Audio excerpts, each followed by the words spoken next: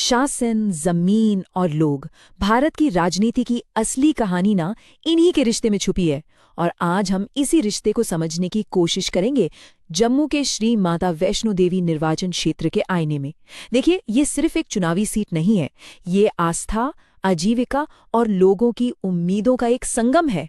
तो चलिए इस पवित्र भूमि के राजनीतिक नब्ज को टटोलते हैं और सुनते हैं कि यहाँ की जमीन असल में कह क्या रही है। तो आगे कैसे बढ़ेंगे? सबसे पहले हम यहाँ की मिट्टी की नब्ज को समझेंगे, फिर हाल की एक मामूली जीत के क्या मायने हैं इस पर बात करेंगे। इसके बाद हम परिणाम का विश्लेषण करेंगे, इस सीट के अस्थिरता के इतिहास को देखेंगे और फिर एक असरदार शासन के खाके पर बात करते हुए अपने अंतिम संदेश तक पहुंचेंगे। तो सबसे पहले बात करते हैं मिट्टी की नब्ज की। श्री माता वैष्णव देवी ये सिर्फ एक कॉन्स्टिट्यूएंसी नहीं है, ये अपने आप में एक पूरा इकोसिस्टम है, एक जीवंत इकोसिस्टम। यहाँ की हवा में आस्था तो है ही, लेकिन लोगों की रोजी रोटी भी सीधे सीधे इसी पवित्र तीर्थ से जुड़ी हुई है। और इसीलिए यहाँ की पॉलिटिक्स को समझना है तो उसकी चाबी लोगों की जिंदगी और उनकी उम्मीदों में ही मिलेगी। और इस इकोसिस्टम का जो सामाजिक ताना बाना है, वही यहाँ की राजनीति की असली कुंजी है। आप देखिए, दो समुदाय यहाँ धुरी का काम करते हैं। एक बारीदारी राजपूत, जिनकी आबादी करीब 14,000 है और इनका मंदिर से सदियों पुराना एक गहरा रिश्ता रहा है। और दूसरा है मुस्लिम समुदाय, जिनकी आबादी लगभग 9,000 है।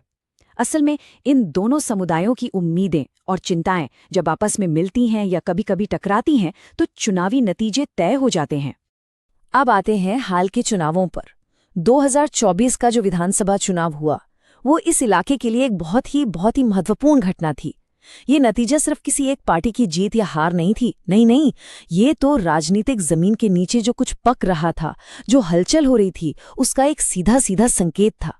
आप कह सकते हैं एक छोटा मोटा भूकंप, जिसने पुराने सारे समीकरणों को हिलाकर रख दिया। और उस भूकंप का केंद्र था ये नंबर 1995, सिर्फ 1995 वोट। सोचिए, एक ऐसी जगह जहां 80% से ज्यादा लोग वोट डालने के लिए निकलते हैं, वहां जीत का मार्जिन इतना कम। ये सिर्फ एक आंकड़ा नहीं है, ये एक बहुत बहुत साफ चेतावनी है। ये कोई निर्णायक जनादेश तो बिल्कुल नहीं है। तो ये जो इतनी पतली सी जीत है, ये हमें 3 बड़े सिग्नल देती है। पहला सिग्नल कि पकड़ बहुत बहुत नाजुक है, कुछ हजार वोट इधर से उधर हुए और अगली बार नतीजा पूरी तरह पलट सकता है। दूसरा कि अब चुनाव का फैसला नेशनल मुद्दों पर नहीं, बल्कि बहुत ही लोकल, बहुत ही कम्युनिटी स्पेसिफिक शिकायतों पर हो रहा है। और तीसरा 80% से ज्यादा का टर्नआउट। ये क्या दिखाता है? ये दिखाता है कि यहाँ का वोटर बहुत जागा हुआ है और सरकार से उसकी उम्मीदें बहुत ठोस हैं। तो सवाल अब ये उठता है कि जो पार्टी यहाँ पर ऐतिहासिक रूप से इतनी मजबूत मानी जाती थी, उसकी पकड़ अचानक इतनी कमजोर कैसे पड़ गई? इसका जवाब ना आपको सतह पर नहीं मिलेगा। इसके लिए सिस्टम के अंदर जो बदलाव हुए हैं, उन्हें समझना पड़ेगा। और ये स्लाइड ये बदलाव कितना बड़ा था, इसे एकदम साफ दिखाती है। जरा देखिए, जीतने वाली पार्टी का वोट शेयर जो पहले लगभग 71% के आसपास था, वो 2024 में सीधा गिरकर सिर्फ 40% पर आ गया। ये सिर्फ एक गिरावट नहीं है, ये राजनीतिक पकड़ का एक बहुत बड़ा कटाव है। और ये बताता है कि वोटर अब किसी को भी ग्रांटेड लेने के लिए तैयार नहीं है। अब इस इतने करीबी मुकाबले के पीछे वजहें क्या थीं? मोटी मोटी 3 वजहें सामने आती हैं। वजह नंबर 1, मुकाबला बैठ गया था।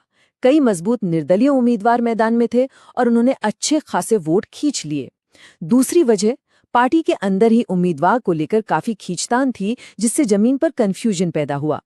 और तीसरी वजह, कांग्रेस और जेकेएनसी का गठबंधन, जो एक मजबूत और एकजुट विपक्ष बनकर सामने आया। और जानते हैं, ये जो करीबी नतीजा है, ये हमें एक बहुत बड़ी संवैधानिक सच्चाई की याद दिलाता है। हमारा संविधान हर नागरिक को एक सम्मान देता है, एक डिग्निटी देता है, और उस सम्मान के साथ एक जिम्मेदारी भी आती है, अपनी बात कहने की, सवाल करने की और ये उम्मीद रखने की कि आपकी बात सुनी जाएगी। श्री माता वैष्णो देवी के 80% से ज्यादा वोटर्स ने अपना वोट डालकर इसी जिम्मेदारी को निभाया है। अच्छा, अगर हम ये सोच रहे हैं कि ये बदलाव कोई नई बात है, तो हम गलत हैं। इस सीट का जो इतिहास है ना, वो हमें कुछ और ही बताता है। ये निर्वाचन क्षेत्र असल में बदलावों से भरा पड़ा है। ये सीट कभी भी किसी एक पार्टी का परमानेंट गढ़ रही ही नहीं। यहाँ की जो पॉलिटिकल मेमोरी है वो बताती है कि वोटर अपनी पसंद समय समय पर बदलते आए हैं। जरा इस टाइमलाइन पर नजर डालिए। ये किसी एक पार्टी की कहानी नहीं है, ये यहाँ के वोटर्स की कहानी है। देखिए, 1983 में जेकेएनसी, 87 में कांग्रेस, 96 में जनता दल, फिर 2002 में वापस कांग्रेस और 2008 और 2014 में बीजेपी। पैटर्न एकदम साफ है। यहाँ वफादारी किसी पार्टी के नाम से नहीं जुड़ी, वो परफॉर्मेंस और लोकल मुद्दों से जुड़ी है। और सिर्फ पार्टियां ही नहीं, जीत का जो मार्जिन है उसमें भी जमीन आसमान का फर्क रहा है। 1987 में जीत का सबसे बड़ा अंतर था, लगभग 9,783 वोटों का, और 2024 में सबसे कम 1,995 वोट। ये जो उतार चढ़ाव है ये एक ही बात साबित करता है कि इस क्षेत्र की जनता का समर्थन आप कभी भी फॉर ग्रांटेड नहीं ले सकते, उसे हर चुनाव में दोबारा कमाना पड़ता है। तो इस पूरे इतिहास के विश्लेषण का निचोड़ क्या है? निचोड़ एक बहुत सीधी लेकिन बहुत गहरी सच्चाई है कि सारी राजनीति असल में स्थानीय होती है। All politics is local. बड़े बड़े नेशनल मुद्दे अपनी जगह हैं, लेकिन आखिर में वोटर का फैसला उसकी अपनी गली, उसके गांव, उसकी नौकरी और उसके सम्मान से जुड़े मुद्दों पर ही आके टिकता है। तो अब अतीत से सीखकर भविष्य की तरफ कैसे बढ़ा जाए? अब हम एक ऐसे रणनीतिक खाके, एक ब्लूप्रिंट पर बात करेंगे जो यहाँ की जमीनी हकीकत पर आधारित हो। एक ऐसा खाका जो एक असरदार और जन केंद्रित, मतलब पीपल सेंट्रिक शासन का रास्ता दिखाए।